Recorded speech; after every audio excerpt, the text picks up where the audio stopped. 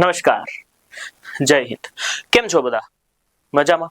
આજના કરંટ અફેર્સને આપણે વ્યવસ્થિત રીતે સમજવાની ટ્રાય કરીએ છીએ અને પહેલો મુદ્દો તમારી સામે આપણે લઈને આવીએ છીએ કે ભાઈ જે આ કૈલાસ માનસરોવરની યાત્રા છે તે શરૂઆત થઈ ગઈ છે અને આ વર્ષે કૈલાસ માનસરોવરની યાત્રા શરૂ કરવામાં આવી છે નાથુલા પાસથી. ક્યાંથી શરૂ કરવામાં આવી છે?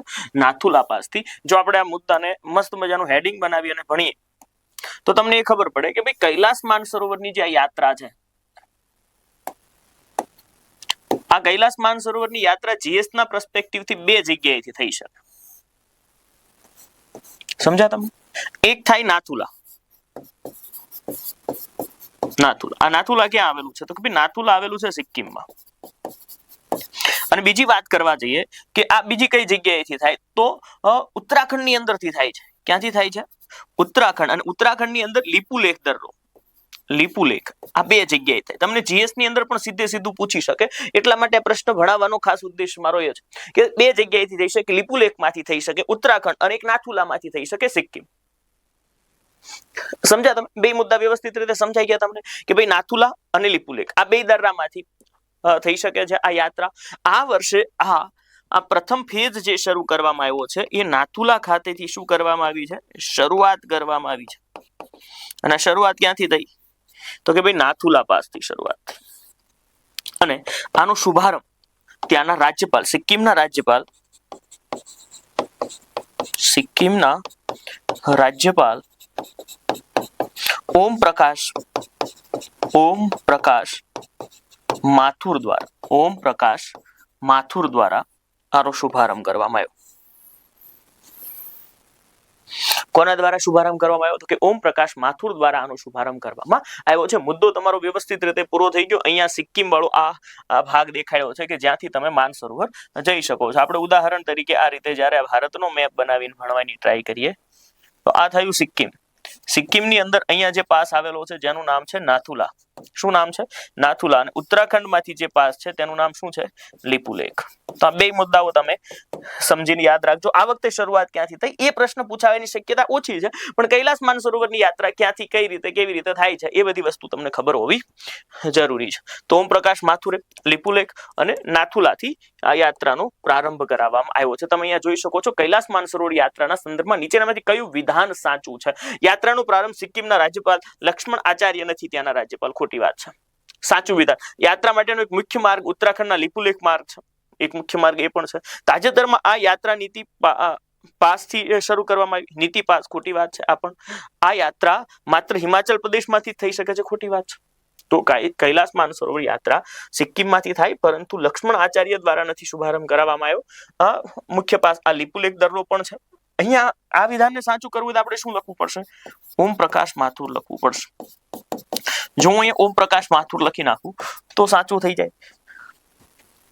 નીતિ પાસથી એ શરૂ કરવામાં આવી છે.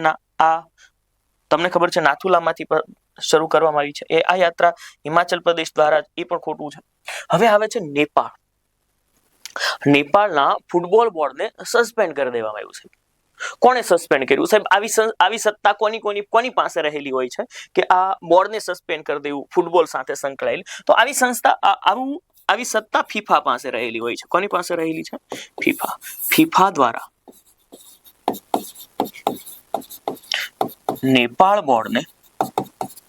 નેપાળ ફૂટબોલ બોર્ડને સસ્પેન્ડ કરવામાં આવ્યું.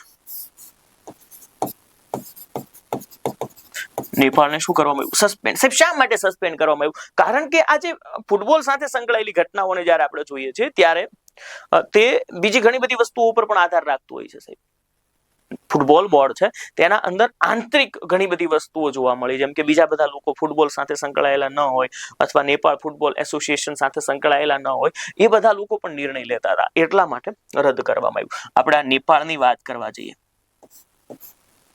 તો નેપાળના હમણાં જ એક નવા પ્રાઇમ મિનિસ્ટર આવ્યા છે જે દેશને સુધારવાની ટ્રાય કરશે, જેમનું નામ છે બાલેન્દ્ર શાહ. શું નામ છે? બાલેન્દ્ર શાહ. આપણે એક યાદ રાખી લેજો. આપણે જ્યારે ફીફાની વાત કરવા જઈએ તો ફીફા છે તેનું હેડક્વાર્ટર જ્યુરિખની અંદર આવેલું છે. ફીફા શેની સાથે સંકળાયેલું છે? તો ફીફા ફૂટબોલ સાથે સંકળાયેલું છે. અને આ જ પ્રમાણે ફૂટબોલ દિવસ 25મી ના રોજ ઉજવવામાં આવે. જોવા જાવ તમે તો આ બોર્ડની સ્થાપના 1904 ની અંદર થઈ હતી. હમણાં જ તમને બધાને ખબર છે, એક બે ફીફામાંથી સંકળાયેલી એક બે વસ્તુઓ તમે અહીંયા લખો છો. Federation of international football association, આ છે ફીફા. ફીફાનું 2022 નો જે ફીફા વર્લ્ડ કપ હતો એ કતરમાં રમાયો હતો. હોસ્ટ કોણ હતું? હોસ્ટ હતું કતર. પરંતુ 2022 નું વિજેતા કોણ બન્યું હતું? વિજેતા બન્યું હતું આર્જેન્ટિના. કોણ વિજેતા બન્યું હતું? આર્જેન્ટિના વિજેતા બન્યું હતું. હવે ફીફાની બીજી વાત જોવા જઈએ આપણે. હમણાં મેં તમને લખાવ્યું એ પ્રમાણે 1904 ની અંદર સ્થાપના થઈ. હેડક્વાર્ટર ક્યાં આવેલું છે? તો કે હેડક્વાર્ટર છે ઝુરિકની અંદર. હવે પછીનો પ્રશ્ન શું છે સાહેબ? તાજેતરમાં 2026 ની અંદર ફૂટબોલ વર્લ્ડ કપ રમાઈ રહ્યો છે. આ ફૂટબોલ વર્લ્ડ કપ ક્યાં રમાઈ રહ્યો છે? તો કે ભાઈ અમેરિકામાં રમાઈ રહ્યો છે. અમેરિકા, કેનેડા અને મેક્સિકો, અહીંયા રમાઈ રહ્યો છે. આ ઉપરાંત તમારે બીજી માહિતી જોતી હોય, આની સાથે જ સંકળાયેલી બીજી માહિતી જોતી હોય, સૌથી વધારે કોણ જીત્યું છે? સૌથી વધારે બ્રાઝિલ જીત્યું છે 5 વખત. સૌથી વધારે વિજેતા, સૌથી વધારે વિજેતા કોણ બન્યું છે? બ્રાઝિલ. કેટલી વખત જીત્યું છે? 5 વખત. હવે હમણાં જ તમારી સામે તમને જોવા મળ્યું એ પ્રમાણે કે આઈપીએલ ની 19મી, 18મી અને 19મી બે સીઝન કોણ જીતી ગયું છે? આરસીબી. WPL ની 4થી સીઝન એ પણ કોણ જીતી ગયું છે? આરસીબી. એટલે કે આ મહિલા વાળો અને પુરુષ વાળો બંને આરસીબી જીત્યું છે. તો આ મસ્ત મજાની માહિતી અને ચાર્ટ તમારી સામે થયો. હવે વધીએ આગળ. જે મેં તમને લખાવ્યું છે બધું અહીંયા લખ્યું છે કે ફીફા દ્વારા નેપાળ અને સસ્પેન્ડ કરવામાં આવ્યું. એક મુદ્દો સાથે સાથે મને યાદ આવે છે, એ પણ તમે લખી નાખો કે ભાઈ કેનેડા ક્રિકેટ બોર્ડને આઈસીસી એ સસ્પેન્ડ કર્યું. આ સાથે સંકળાયેલો મુદ્દો યાદ રહેશે તમને. ફીફાની સ્થાપના 1904માં ઝુરિક ખાતે 25 મેના રોજ. આગામી 2026 football world cup America, Mexico અને કેનેડાની અંદર. 2022માં આર્જેન્ટિના વિજેતા હતું. ખબર પડી તમને? ફીફા ઇન્ટરનેશનલ, આજે ફેડરેશન ઓફ એસોસિએશન ફૂટબોલના ઇતિહાસમાં વર્તમાન પ્રવાહ બાબતે કઈ જોડ અયોગ્ય છે? મુખ્ય મથક ઝુરિચની અંદર આવેલું છે, સાચું. 1904માં 25 મે. 2022 નું વર્લ્ડ કપ વિજેતા બ્રાઝિલ, આ ખોટું છે. 2022 કોણ જીત્યું હતું? આર્જેન્ટિના જીત્યું હતું. વિશ્વ સુપર કોમ્પ્યુટર રેન્કિંગ, મસ્ત મજાનો પ્રશ્ન આવ્યો છે. અહીંયા સુપર કોમ્પ્યુટરની અંદર કુલ 500 આખા વિશ્વના ટોપ 500 નું રેન્કિંગ આવ્યું. શેનું રેન્કિંગ આવ્યું? ટોપ 500 નું. અને અમેરિકાના સુપર કોમ્પ્યુટરને પછાડી એલ કેપ્ટન, એક અમેરિકાનું સુપર કોમ્પ્યુટર હતું જે ગયા વર્ષે પહેલા ક્રમ ઉપર હતું. એલ કેપ્ટનને પછાડી અને લાઇન શાઇન વિશ્વનું સૌથી ઝડપી સુપર કોમ્પ્યુટર બન્યું છે. સૌથી ઝડપી શું બન્યું છે? સુપર કોમ્પ્યુટર બન્યું છે. નામ શું છે? Line shine. યાદ રહેશે તમને? શું? Line shine. આ લાઇન શાઇન એ સૌથી ઝડપી સુપર કોમ્પ્યુટર બન્યું છે. Line shine. સમજી ગયા? સૌથી ઝડપી સુપર કોમ્પ્યુટર કોણ બન્યું? તો કે લાઇન શાઇન. વૈશ્વિક સુપર કોમ્પ્યુટર રેન્કિંગ ટોપ 500 ની અંદર સૌથી ઝડપી સુપર કોમ્પ્યુટર કયું રહ્યું છે? તો કે લાઇન શાઇન રહ્યું છે. એ તમારે યાદ રાખી લેવાનું છે. આટલું ખબર પડશે. આ કયા દેશનું છે? ચીન. આ પ્રથમ રહ્યું. સાહેબ બીજા રેન્કે અમેરિકાનું છે એલ કેપ્ટન. એલ કેપ્ટન એ કેટલામાં નંબરે રહ્યું છે? બીજા નંબરે રહ્યું છે. ભારતનું ત્રીજા નંબરે નથી. છેક વાત કરવા જઈએ તો 211માં ક્રમ. 211માં ક્રમે એરાવત ભારતનું સુપર કોમ્પ્યુટર છે. એરાવત. એટલે હવે તમને પ્રશ્ન અહીંયાથી જ આવે. આ પ્રશ્ન અતિશય મહત્વનો થઈ ગયો. તમારે લખવું હોય તો લખી નાખજો. 5 સ્ટાર ક્વેશ્ચન થઈ ગયો. 500માં ભારતનું એક સુપર કોમ્પ્યુટર છે એરાવત. આવડો મોટો દેશ, આટલી બધી ટેકનોલોજી, આટલા બધા હું તમે, પણ આપણું 211 ટોપ 200માં તો છીએ જ નહીં. આપણે 211માં ક્રમે આ એરાવત જોવા મળે છે.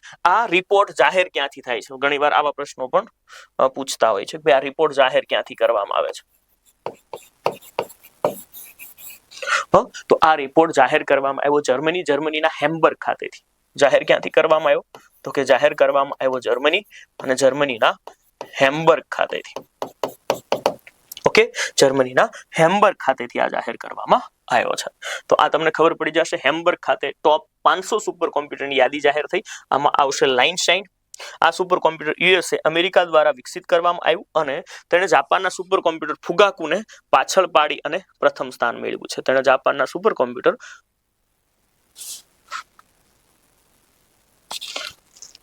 આ લાઇનસ્ટાઇન તો તમને ખબર જ છે કે એ તમને જોવા મળશે પહેલું, પરંતુ આ એક લાઈન ખોટી છે અહીંયા. કઈ વાંધો નહીં, ચાલો આગળ વધીએ. બાકી તમે ભણી ગયા છો. કયા દેશનું સુપર કોમ્પ્યુટર સૌથી ઝડપી રહ્યું? ચીન. ચીનનું સુપર કોમ્પ્યુટર સૌથી ઝડપી રહ્યું. પછી ભારત સુપર કોમ્પ્યુટરના અમુક મુદ્દાઓ અહીંયા લખ્યા છે. ભારતના અલગ અલગ સુપર કોમ્પ્યુટર જો હું તમને જોવા જાઉં, તમારી સાથે વાત કરું, તો પહેલા નંબર ઉપર આવશે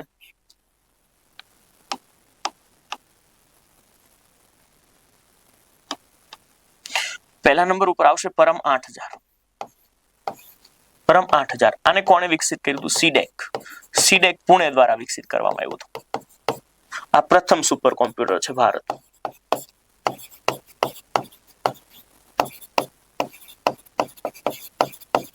પ્રથમ સુપર કમ્પ્યુટર છે.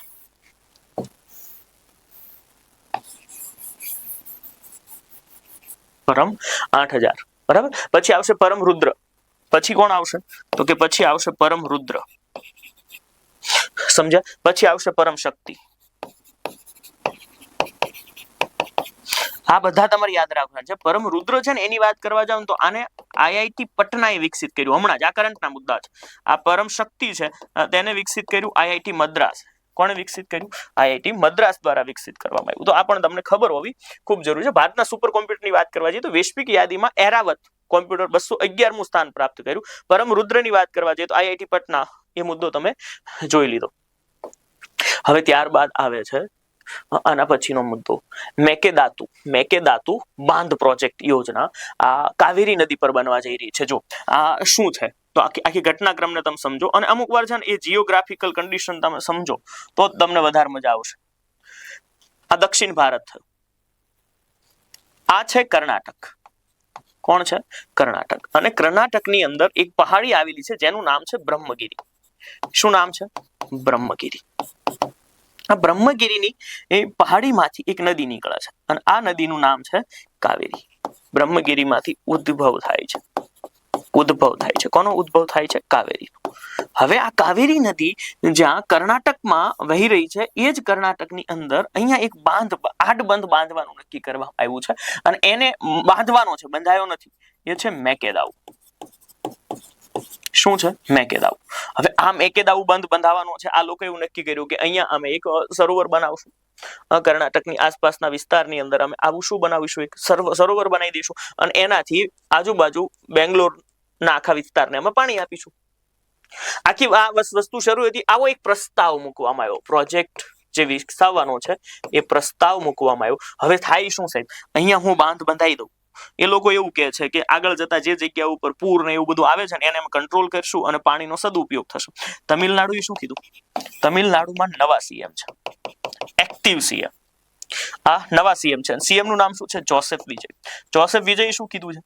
જોસેફ વિજય સાહેબ એક્ટિવ. સીધો જ મુદ્દાનો જવાબ નહીં. સરકારી કામો વાર લાગે કે નહીં? આપણે સીધું કીધું. સીધો વિરોધ કર્યો અને એમને વાતની ના પાડી કે તમિલનાડુ છે ને, તમિલનાડુ રણ બની જશે. શું બની જશે? રણ. જો કાવેરીનું પાણી નહીં આવે તો. સાહેબ કાવેરી એટલી બધી મહત્વપૂર્ણ છે. હા સાહેબ, કાવેરી બારેમાસી નદી છે. સાહેબ તમને પ્રશ્ન થશે બારેમાસી કેમ? કેમ કે તમિલનાડુમાં જે પાછા ફરતા પવનો છે ને, આપણે એને કહીએ છીએ લોટતા મોન્સૂન. આ પાછા ફરતા મોસમી પવનો છે ને એનો વરસાદ પડે છે, એના કારણે પાછી આ નદી બારેમાસ વહેતી થઈ જાય છે. એ મહત્વનું છે. આ ઉપરાંત તમારે એક વસ્તુનો ઉલ્લેખ અહીંયા કરવો ઘટે. અનુચ્છેદ 262. ભારતના બંધારણની અંદર જ્યારે બે રાજ્યો વચ્ચે નદી જળ વિવાદ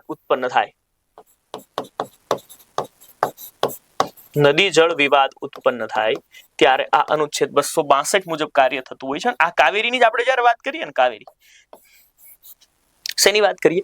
કાવેરીની જ્યારે વાત કરીએ ત્યારે આપણને ખબર પડે કાવેરીનો વિરોધ 4 રાજ્યોમાં ઓલરેડી છે જ. Karnataka plus Kerala plus Tamil Nadu plus Puducherry. આના વચ્ચે લાંબા સમયથી એક વિવાદ શરૂ હતો અને પાછો આ બંધ અત્યારે આ બંધને પાછળ છોડવામાં આવ્યો છે. તમે અહીંયા જોશો તો તમને ખબર પડી જ જશે કે જો અહીંયા બ્રહ્મગીરીની પહાડી છે ત્યાંથી એ ઉત્પન્ન થાય છે. આ ડેમ સાઇટ અહીંયા બનાવવાની છે. આ જે બ્લુ કલર દેખાઈ રહ્યો છે એ, અને અહીંયાથી એ તમિલનાડુમાં એ પ્રવેશ કરે છે. આવી રીતે ચાલતી હોય છે. ખબર પડી ને તમને? મુદ્દો આખો વ્યવસ્થિત રીતે તમને સમજાઈ ગયો હશે. બ્રહ્મગીરી પછી તમે જોશો તો અહીંયા તમને દેખાશે બેંગ્લોર શહેર માટે વીજળી અને પીવાનું પાણી આપશે. પણ આ પ્રોજેક્ટ અત્યારે આંતરરાષ્ટ્રીય જળ વિવાદના નિકાલ માટે અનુચ્છેદ 262 ઓલરેડી તમારી સામે છે. મેકેદાવુ પ્રોજેક્ટ કાવેરી નદી પર કર્ણાટક સરકારે અનુચ્છેદ 262 આંતરરાષ્ટ્રીય જળ વિવાદ બંને વિધાન સાચા છે. પહેલું અને બીજું બંને વિધાન સાચા છે. એ તમને અહીંયા ખબર પડી જશે. ત્યારબાદ આવે છે ઋષિ સુશ્રુત. કોણ દેખાય છે તમને? ઋષિ સુશ્રુત. આ ઋષિ સુશ્રુતની જ્યારે વાત કરવામાં આવે તો ઋષિ સુશ્રુત ની આજે ઋષિ સુશ્રુતની વાત કરવામાં આવી રહી છે. આ ઋષિ સુશ્રુત શા માટે અત્યારે ચર્ચામાં આવ્યા? પહેલી વાત તો તમને બધાને ખબર જ છે કે આ જે ઋષિ સુશ્રુત છે એની 2 વસ્તુઓને નોંધમાં લઈ લો. તમે કહેશો સાહેબ એ 2 વસ્તુઓ કઈ? જો હું તમને કહી દઉં છું કે ઋષિ સુશ્રુત છે એ સર્જરીના જનક છે. સર્જરી, હા, વાટકાપ પદ્ધતિ કહીએ આપણે ગુજરાતીમાં. સર્જરી ના શું કહેવાય છે? જનક કહેવાય છે. અને એમના દ્વારા એક પુસ્તક લખવામાં આવેલું છે જેનું નામ શું છે? સુશ્રુત સંહિતા. પુસ્તકનું નામ શું છે? સુશ્રુત સંહિતા. સમજી ગયા? હવે આ કેમ ચર્ચામાં આવ્યા? કારણ કે આ જે ઋષિ સુશ્રુત છે એમની એક કાંસ્ય પ્રતિમા લગાવવામાં આવી છે. બ્રોન્ઝની એક પ્રતિમા, કાંસામાંથી બનેલી એક પ્રતિમા લગાવવામાં આવી છે રોયલ કોલેજની અંદર.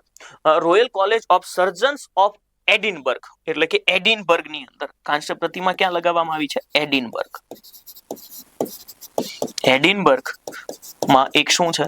કોલેજ છે અથવા એક વિદ્યાલય છે, ત્યાં લગાવવામાં આવેલી જોવા મળે છે. Royal College of Surgeons. કોલેજનું નામ શું છે? Royal College of Surgeon. Royal College of Surgeon. આ Royal College of Surgeons of Edinburgh. Surgeons of Edinburgh. અહીંયા પ્રતિમા લગાવવામાં આવી છે. આ એવું માનવામાં આવે છે કે આ વિશ્વની પહેલી કોલેજ છે કે જ્યાં ઓપરેશન અથવા સર્જરી કરવામાં આવી હોય. સામાન્ય રીતે વિશ્વની પ્રથમ કોલેજ જ્યાં શું કરવામાં આવ્યું હોય? સર્જરી કરવામાં આવી હોય તેવી આ પહેલી કોલેજ છે. તો અહીંયા સર્જરીના જનક એડિનબર્ગની અંદર છે. તેઓ આયુર્વેદમાં સુશ્રુત સંહિતા એમણે લખી છે. બસ એ જ વસ્તુ છે. ઋષિ સુશ્રુતની કાંસ્ય પ્રતિમાનું જે અનાવરણ કરવામાં આવ્યું છે એ ક્યાં કરવામાં આવ્યું છે? Royal College of surgeon of Edinburgh. આ એડિનબર્ગની જ્યારે વાત કરવામાં આવે તો આ સ્કોટલેન્ડની અંદર આવેલું છે. ક્યાં આવેલું છે? સ્કોટલેન્ડ. અને આ જે સ્કોટલેન્ડ છે એ યુકે નો ભાગ છે. કોનું? યુનાઇટેડ કિંગડમની અંદર કોણ આવે? NEWS news. North Ireland, England, Wales અને સ્કોટલેન્ડ. સ્કોટલેન્ડ અહીંયા આવશે ને સાહેબ? તમે કહેશો હા સાહેબ સ્કોટલેન્ડ અહીંયા. તો આ સ્કોટલેન્ડ, અને હમણાં તમને ખબર છે યુકે ના પ્રાઇમ મિનિસ્ટરે રાજીનામું આપ્યું. પ્રધાનમંત્રીએ શું આપી દીધું છે? રાજીનામું આપ્યું છે. અને આ રાજીનામાની વાત કરવા જઈએ આપણે. આ પ્રાઇમ મિનિસ્ટરે શું કર્યું છે? રાજીનામું આપ્યું છે. આ રાજીનામું શું છે? કે રાજીનામું સંકળાયેલું છે. આ પ્રાઇમ મિનિસ્ટર જે રાજીનામું આપ્યું છે એમનું નામ છે કીર સ્ટારમર. શું છે? કીર સ્ટારમર. સ્ટાર જે મરી ગયો હવે. તમે અહીંયા જોશો તો એપેડા સંસ્થા ચર્ચામાં આવી. કોણ સંસ્થામાં આવ્યું? એપેડા સંસ્થા એક પ્રોજેક્ટ લોન્ચ કર્યો છે. એ પ્રોજેક્ટનું નામ છે ભારતી. આ ભારતી પ્રોજેક્ટ શું કરવાનો છે? તો કે જે કૃષિ ઉત્પાદ છે આ કૃષિ ઉત્પાદનો વહીવટ કરશે. સામાન્ય રીતે એપેડાનું કામ જ શું છે? એગ્રીકલ્ચરલ જે પ્રોસેસ્ડ ફૂડ હોય છે, processed food export development authority છે. શું? એક્સપોર્ટ કરવું એટલે જે કૃષિ ઉત્પાદનો વહીવટ કરવો, અથવા તમે એવું કહી શકો અહીંયાથી સાહેબ નિર્યાત થશે. શું થશે? આયાત અને નિકાસ. નિર્યાતને આપણે ગુજરાતીમાં શું કહીશું? નિકાસ. નિકાસ કરે છે આ સંસ્થા. તો આના અંદર એમણે હમણાં જ વહીવટ કર્યો છે કેરીનો. કેરીનો વહીવટ કર્યો છે અમને. મોટા ધાન્ય પાકોનો, મોટું અનાજ કહીએ ને, શ્રી અન્ન, બાજરો. બાજરાનું એક નામ શું છે? શ્રી અન્ન. અને બાજરા વર્ષ આપણે ક્યારે ઉજવું? 2023. 2023 ના વર્ષને આપણે શું કીધું? બાજરા વર્ષ તરીકે ઉજવું. કેરી વગેરે વગેરેને એક્સપોર્ટ કર્યું છે. હવે આ ભારતીય પ્રોજેક્ટ થી પહેલી વાર એક્સપોર્ટ કર્યું. એવું નથી કહેતો કે એપેડા એક્સપોર્ટ કરતું જ નથી. એનું નામ જ છે શું છે? Agricultural processed food export development authority. આ એનું પૂરું નામ છે. હવે એ સંસ્થા એક્સપોર્ટ કરવાનું તો કામ કરે છે સાહેબ. એ સંસ્થા શું કામ કરે છે? એક્સપોર્ટ કરવાનું કામ કરે છે. તો એપેડાએ આવી રીતે બધી વસ્તુઓ શું કરી છે? એક્સપોર્ટ કરી બતાવી છે. તમે કહેશો ઓકે, કૃષિ નિકાસને પ્રોત્સાહન આપતી સંસ્થા એપેડા કયા મંત્રાલય હેઠળ આવે છે? તો આ મંત્રાલય પણ તમારે ખાસ જોવાનું છે કે આપણું આ એપેડા છે ને એ કૃષિ મંત્રાલય અંતર્ગત ના આવે હશે. વાણિજ્ય આયાત નિકાસ કોણ કરે? વાણિજ્ય મંત્રાલય. એટલે વાણિજ્ય મંત્રાલય અંતર્ગત આવે છે. પૂરું નામ શું છે? Agricultural and processed food export development authority. વાણિજ્ય મંત્રાલય અને તેનું મુખ્ય કાર્ય શું છે? એ કૃષિ ઉત્પાદનોના નિકાસને. એના અંતર્ગત એમણે કયું એક પ્લેટફોર્મ લોન્ચ કર્યું? તો કે ભારતી. શું લોન્ચ કર્યું? ભારતી લોન્ચ કર્યું છે. તમે કહેશો ઓકે ચાલો, કયા મંત્રાલય અંતર્ગત આવે? વાણિજ્ય મંત્રાલય અંતર્ગત આવતું જોવા મળશે. હવે સૌથી અગત્યનો પ્રશ્ન, સંવિધાન હત્યા દિવસ. કેવો દિવસ? સંવિધાન હત્યા દિવસ. સંવિધાન હત્યા દિવસ ક્યારે ઉજવાય? પહેલી વાત 25 જૂનના રોજ. સંવિધાન હત્યા દિવસ ક્યારે ઉજવવામાં આવે? 25 જૂનના રોજ ઉજવવામાં આવે. અને આની શરૂઆત 2024 થી થઈ. શરૂઆત કેમ કે 50 વર્ષ પૂરા થઈ ગયા હતા એટલા માટે. હવે તમે અહીંયા જોજો, આપણા ભારતના બંધારણની અંદર કટોકટીની જોગવાઈ ભાગ 18 ની અંદર અનુચ્છેદ 352 થી શરૂ કરી અને 360 સુધી છે. આપણે કટોકટી કયા દેશમાંથી લીધી છે? તો કે વાઇમર બંધારણ છે. જર્મનીનું બંધારણ, જેને શું કહેવાય છે? વાઇમર બંધારણ કહેવામાં આવે છે. આના અંદરથી કટોકટીની જોગવાઈ લીધી 352 થી લઈ 360. હવે જ્યારે બંધારણ હતું, મૂળ બંધારણ, આપણે આ બંધારણને બે રીતે ભણીશું. આ જે મુદ્દો ભણી રહ્યા છે એ મુદ્દાને બે રીતે ભણીશું. જો મૂળ બંધારણની અંદર 352 નંબરનો જે અનુચ્છેદ હતો ને, 352 નંબરનો અનુચ્છેદ હતો, તેના 3 આધાર હતા. આ 3 આધાર શું શું હતા? તો કે પહેલો આધાર હતો આંતરિક અશાંતિ. આંતરિક અશાંતિ. સાંભળજો, પહેલો આધાર શું હતો? આંતરિક અશાંતિ. 352 મુજબ 3 આધાર હતા. પહેલો આંતરિક અશાંતિ. તમે કહેશો ઓકે, બીજો શું? તો કે યુદ્ધ. બીજો આધાર શું હતો? યુદ્ધ હતો. અને ત્રીજો હતો બાહ્ય આક્રમણ થઈ જાય કોઈ.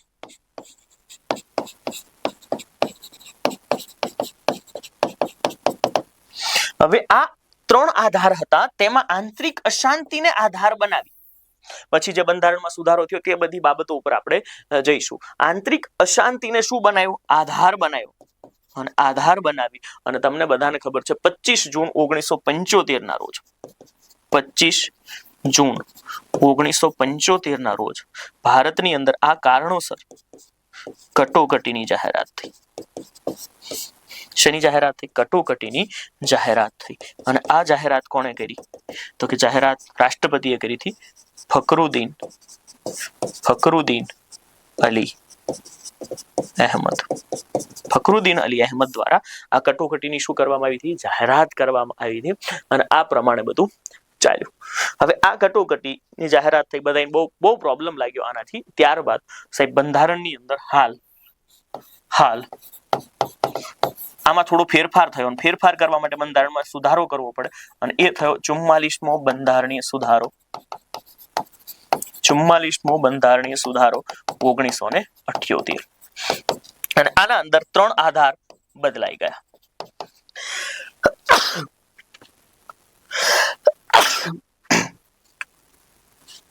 સોરી, 3 આધાર બદલાયા. 3 આધાર શું થાય? બદલાયા. તમે કહેશો સાહેબ આ 3 આધાર કયા બદલાયા? તો આ જે આંતરિક અશાંતિ હતી તેની અંદર લખ્યું સશસ્ત્ર વિદ્રોહ કરી નાખ્યું. શું કરી નાખ્યું? સશસ્ત્ર વિદ્રોહ, આર્મ રિવોલ્ટ, સશસ્ત્ર વિદ્રોહ. આંતરિક અશાંતિ તો હોય જ, મારા ઘરે હોય તમારા ઘરે હોય, એને લીધે કટોકટી ન લગાડાય એવું કીધું. પછી યુદ્ધ થાય કે બાહ્ય આક્રમણ થાય. પછી બીજી વસ્તુ શું મેઇન બની ખબર છે કે ભાઈ અમુક મૂળભૂત અધિકારો પર તમે પ્રતિબંધ નહીં લગાવી શકો. આના અંદર જ કહેવામાં આવ્યું કે કોઈ પણ પ્રકારની કટોકટી લાગે. આ 44મા બંધારણીય સુધારાથી જ થયું કે ભાઈ અનુચ્છેદ 20 અને 21, અનુચ્છેદ 20 અને 21 આના પર તમે ક્યારેય આ ન અટકાવી શકાય. આ શું કીધું? ન અટકાવી શકાય. આમને તમે ક્યારેય નહીં અટકાવી શકો. જ્યારે અનુચ્છેદ 19 વિશે શું કહેવામાં આવ્યું? અનુચ્છેદ 19 વિશે શું કહેવામાં આવ્યું? કે આને તમે અટકાવી શકશો.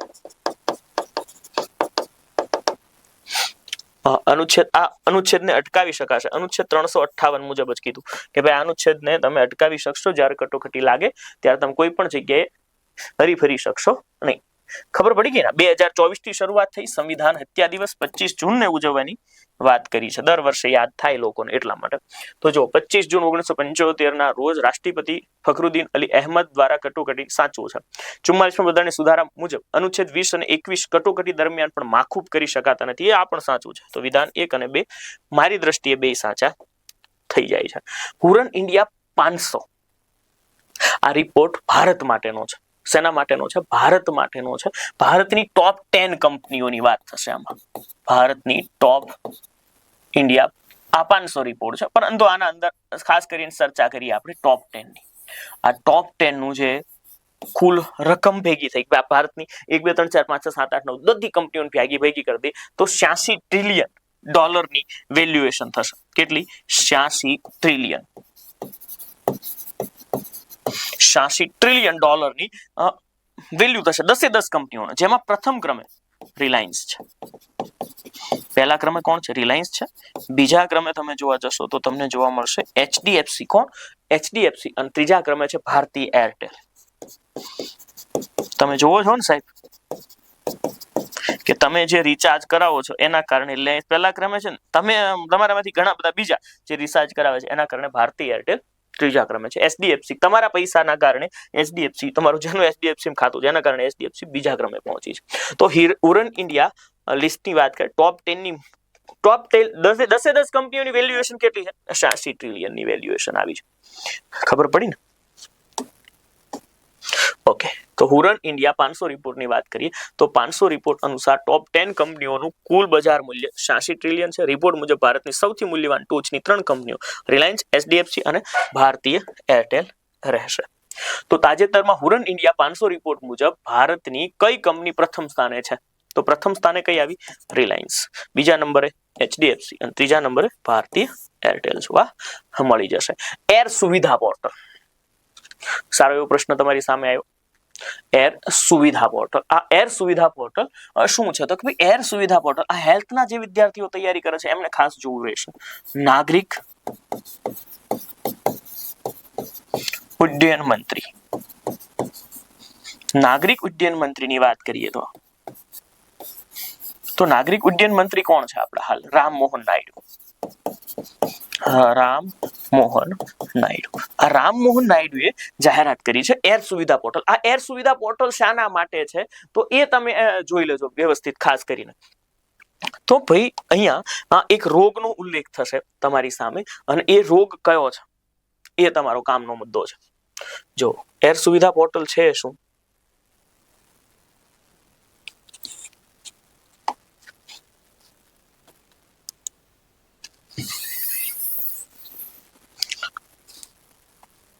જો તમારી સામે આવે છે એર સુવિધા પોર્ટલ. એર સુવિધા પોર્ટલ કોણે લોન્ચ કર્યું? તો કે ભાઈ નાગરિક ઉડ્ડયન મંત્રીએ.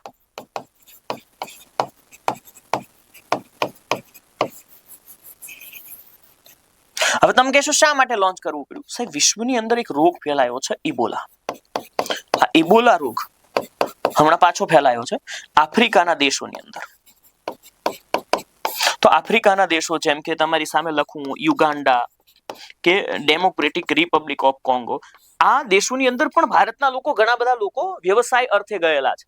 શેના અર્થે ગયેલા છે? વ્યવસાય ખાતર આ બધા દેશોની અંદર પણ ગયેલા છે. સમજાય છે હું તમને જે કહી રહ્યો છું કે વ્યવસાય અર્થે આ બધા દેશોની અંદર પણ ગયેલા છે. તો હવે આ લોકો જ્યારે ભારતની અંદર થતા એન્ટ્રી પોઈન્ટો છે કે જે આંતરરાષ્ટ્રીય એરપોર્ટ છે, બધી જગ્યાએથી ભારતની અંદર આવશે ને, તો ભારતમાં એન્ટ્રી પોઈન્ટ પર સ્કીનિંગ આ કરાવવામાં આવશે કે ભાઈ સેલ્ફ રીતે થશે. સમજી ગયા? સેલ્ફ સ્ક્રીનિંગ કરાવવામાં આવશે. સેલ્ફ સ્ક્રીનિંગ નો મતલબ શું થશે કે જાતે વ્યક્તિ પોતે જાહેર કરશે પોતે ઇબોલાથી સંક્રમિત છે કે કેમ.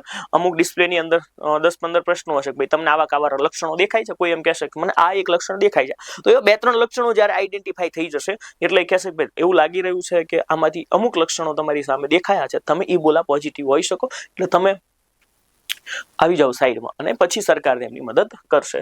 તો રામમોહન નાયડુ, આપણા નાગરિક ઉડ્ડયન મંત્રી કોણ છે? રામમોહન નાયડુ. થોડું સેલ્ફ સ્ક્રીનિંગ છે એ મને થોડું અઘરું લાગે છે, બાકી કઈ વાંધો છે નહીં. ચાલો, તો અહીંયા તમે જોયું કે એર સુવિધા પોર્ટલની અંદર જોઈ લીધું હેલ્થ સ્ક્રીનિંગ, અને યુગાન્ડા, DRC આ માહિતી પણ તમે જોઈ લીધી છે. તાજેતરમાં એર સુવિધા પોર્ટલ 2.0 ફરીથી શરૂ કરવા પાછળનું કારણ શું છે? તો કે યુગાન્ડા અને આ બધી જગ્યાએ રોગ ફાટી નીકળ્યો છે, એ મુખ્ય કારણ જોવા મળે છે. અને ત્યારબાદનો એક અંતિમ પ્રશ્ન તમારી સામે લખું છું. કન્યા માટે એક યોજના ઉત્તર પ્રદેશે શરૂ કરી છે, કન્યા સુમંગલા યોજના. કન્યા સુમંગલા યોજના. આ કન્યા સુમંગલા યોજનાની અંદર જે બાળક છે અથવા જે દીકરી છે, જે શું છે, જે દીકરી છે, આ દીકરીને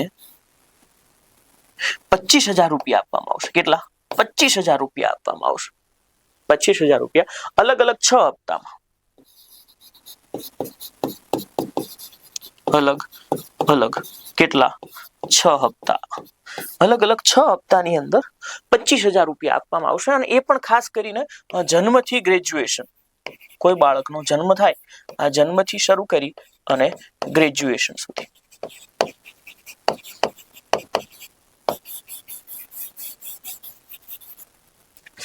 જન્મથી ક્યાં સુધી? તો કે ભાઈ જન્મથી ગ્રેજ્યુએશન સુધી એ બાળકી જન્મ થશે ત્યારથી લઈ અને ગ્રેજ્યુએશન પૂરું કરશે ત્યાં સુધી 6 હપ્તામાં આપવામાં આવશે. આપણી પાસે પણ એક યોજના છે, નમો લક્ષ્મી. આ નમો લક્ષ્મી અંતર્ગત ભારત સરકારની, ગુજરાત સરકાર કેટલા રૂપિયા આપે છે? 56,000 રૂપિયા આપે છે. નમો લક્ષ્મી યોજના અંતર્ગત કેટલા? 56,000. ધોરણ 9 થી 12 ડ્રોપ આઉટ રેશિયો ઘટે એટલે અલગ અલગ સમય અલગ અલગ આ પ્રમાણે રૂપિયા આપતા જોવા મળી જશે સરકાર. સમજાણું? પછી એક આવશે લખપતિ બેટી યોજના. અહીંયા 50,000 જ છે. કેટલા છે? 50,000 છે. લખપતિ બેટી યોજના આ દિલ્હીએ શરૂ કરેલું છે. કોણે કરેલું છે? દિલ્હીએ શરૂ કરેલું છે. સમજાણું તમને? તો આવી રીતે ચાલશે. 15,000 રૂપિયા 11માં અને 12માં મળશે, અને 9માં અને 10માં 10,000 રૂપિયા મળશે. તો આવી રીતે 9 થી 12 4 અલગ અલગ સમયે અલગ અલગ રૂપિયા મળતા જોવા મળી જશે. 9મા ધોરણની અંદર એડમિશન લેશે, ભણશે, પછી 10,000. 10મા ધોરણની અંદર એડમિશન લેશે, ભણશે, પછી પાછા 10,000, તો 20,000 થાય. અને પછી 11મા ધોરણમાં 15 અને 12મા ધોરણ બાદ 15. તો આવી રીતે 50,000 રૂપિયા આપશે. કઈ? નમો લક્ષ્મી યોજના. આ નમો લક્ષ્મી યોજના કયા સરકારની છે? તો કે ગુજરાત સરકારની છે. અને લખપતિ બેટી યોજના કોની છે? તો કે દિલ્હી સરકારની છે. અને કન્યા સુમંગલમ યોજના તાજેતરમાં શરૂ કરી. કોણે? ઉત્તર પ્રદેશે શરૂ કરી. કન્યા સુમંગલમ યોજના કોણે શરૂ કરી? ઉત્તર પ્રદેશ દ્વારા શરૂ કરવામાં આવી છે. આ એક તમે ખાસ જોઈ લેજો. આજના જે પ્રશ્નોને આપણે ભણ્યા છીએ એ બધાને ફરીવાર એક વખત રિવાઇઝ કરીએ એટલે તમારી સામે આવશે કે ભાઈ કૈલાસ માનસરોવર છે, કૈલાસ માનસરોવર. આ કૈલાસ માનસરોવરની યાત્રા નાથુલા ખાતેથી સિક્કિમના રાજ્યપાલ ઓમ પ્રકાશ માથુરે લોન્ચ કરી. હવે સિક્કિમની જ્યારે વાત આવે ને ત્યારે સિક્કિમના 1-2 મુદ્દાઓ તમારે પાછા લખી લેવાના છે કે સિક્કિમ છે આપત્તિ વ્યવસ્થાપન પુરસ્કાર છે ને આપણો સુભાષચંદ્ર બોઝ આપત્તિ વ્યવસ્થાપન પુરસ્કાર, આપત્તિ વ્યવસ્થાપન પુરસ્કાર, આ સુભાષચંદ્ર બોઝ આપત્તિ વ્યવસ્થાપન પુરસ્કાર, આ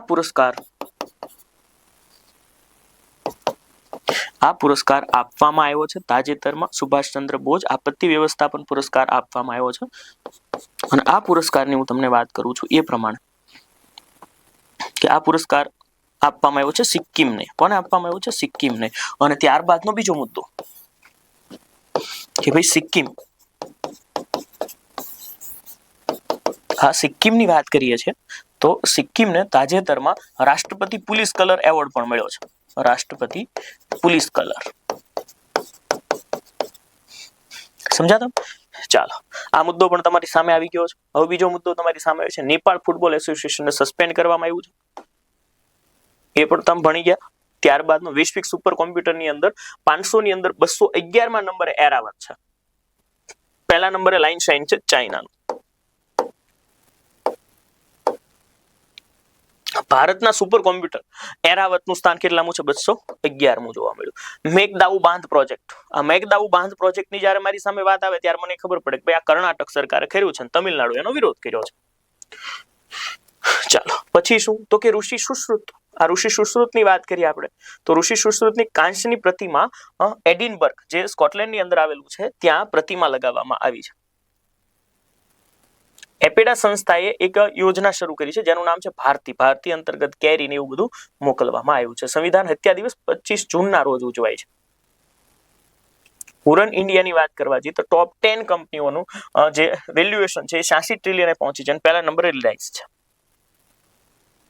એર સુવિધા પોર્ટલ ઇબોલા વાયરસનું સ્ક્રીનિંગ કરવા માટે કરવામાં આવ્યું છે. દરેક એરપોર્ટ પર થશે, જે આંતરરાષ્ટ્રીય એરપોર્ટ હશે તે જગ્યાએ. સાહેબ, કુલ આંતરરાષ્ટ્રીય એરપોર્ટ કેટલા છે? 34. અને પછી આવે છે કન્યા સુમંગલમ યોજના. આ યોજના અલગ અલગ તમે જોશો એ પ્રમાણે 25,000 રૂપિયા આપશે ઉત્તર પ્રદેશ સરકાર. ઓકે, તો અહીંયા આપણે આ કરંટ અફેર્સને અટકાવીએ છીએ.